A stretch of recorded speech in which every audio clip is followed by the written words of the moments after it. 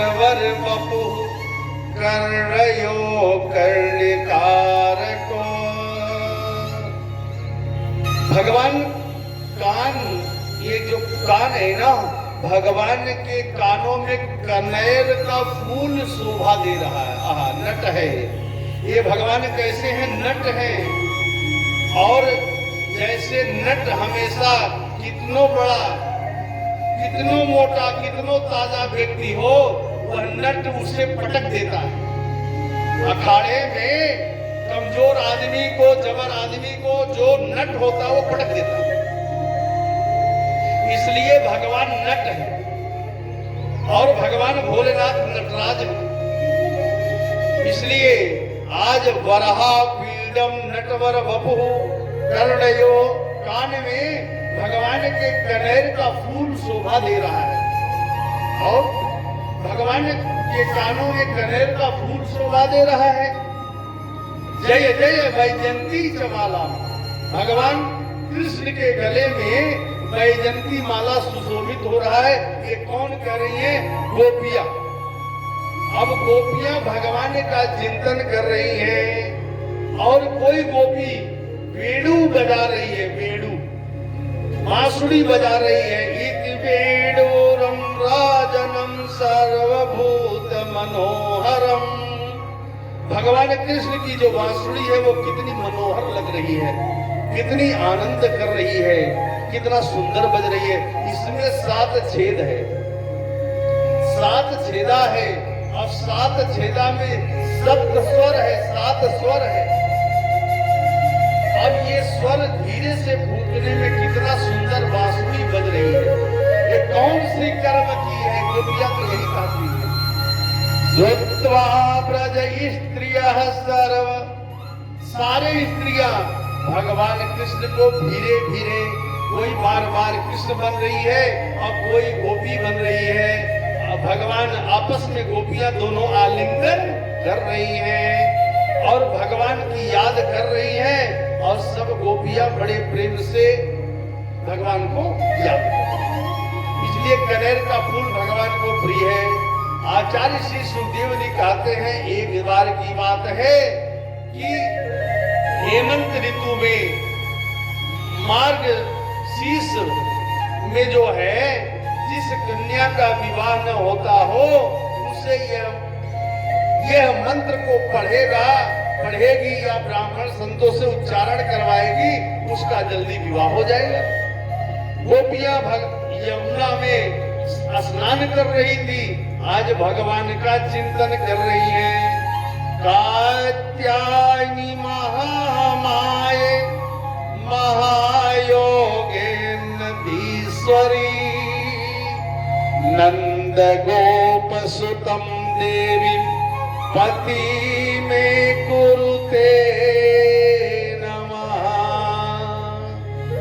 इति मंत्रम जपन्तस्ता पूजां चक्रो कुमारिका। ये कुमारी कन्या अगर अच्छा पति चाहती हैं तो भगवान का ये मंत्र, इससे बड़ा कोई संसार में मंत्र है ही नहीं है। और इस मंत्र को अगर पढ़े कुमारी कन्या तो सुंदर वर, सुंदर पति प्राप्त हो जाता है।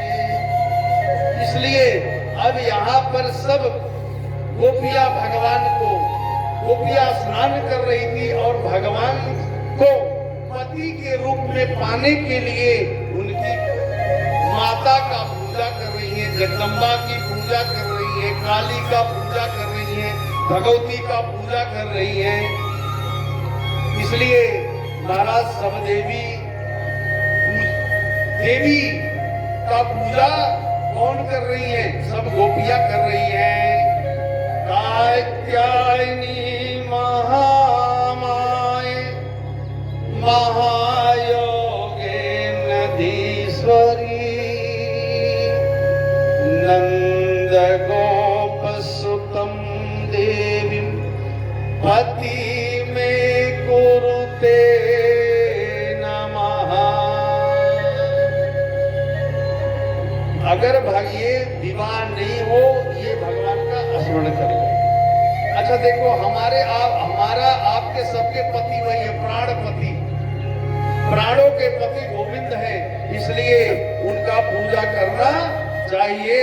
इसलिए भगवान क्या कहते हैं, इसलिए मेरे ठाकुर जी कहते हैं, शंभु की नया चरित सुहावा,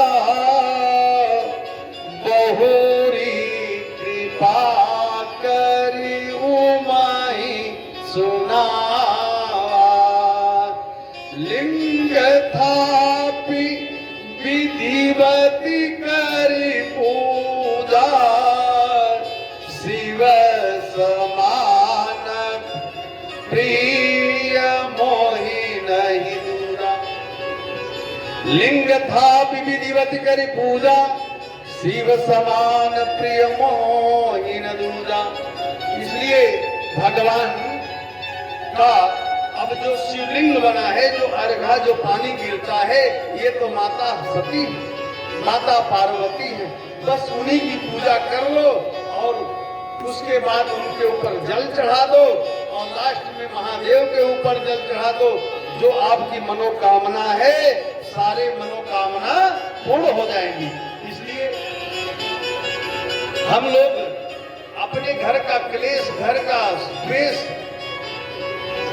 घर को अगर समाप्त करना, कष्ट को समाप्त करना चाहते हैं तो भगवान की सेवा करना चाहिए। अब यहाँ आचार्य श्री सुखदेव जी महाराज कहते हैं, एक बार की बात है, महाराज बाबा ने इंद्र का पूजा करने के लिए जा रहे थे, तो भगवान ने कहा, बाबा किसकी पूजा करोगे? बोले बेटा इंद्र बारिश, मेघ का बारिश करता है, उससे फल होता है, उससे खेती होती है, उससे वृक्ष हरा भरा होता है।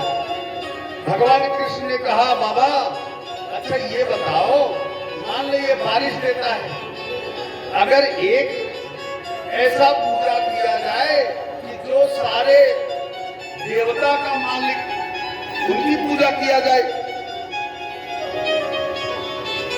भगवान ने बाबा को जब कहा कि हम लोग गिरिराज का पूजा करेंगे, अब गिरिराज जी का पूजन करने के लिए मेरे भगवान गए, एक भगवान नीचे खड़े हैं और वही ठाकुर जी गिरिराज जी के ऊपर भी टेढ़ी टांग करके वहां भी बांसुरी लेकर खड़े हैं। सब ग्वालवाल ने कहा, देखो भैया बाबा, देखो वहां भगवान खड़े हैं, अब यहाँ क्या कर रहे हैं? भगवान कृष्ण क्या कह रहे हैं? बाबा सुनो, भगवान वाचो कर्मण जायते जंतु कर्मणैव विलीयते, सुखम दुखम भयम क्षेमम कर्मणैवाभिपद्यते।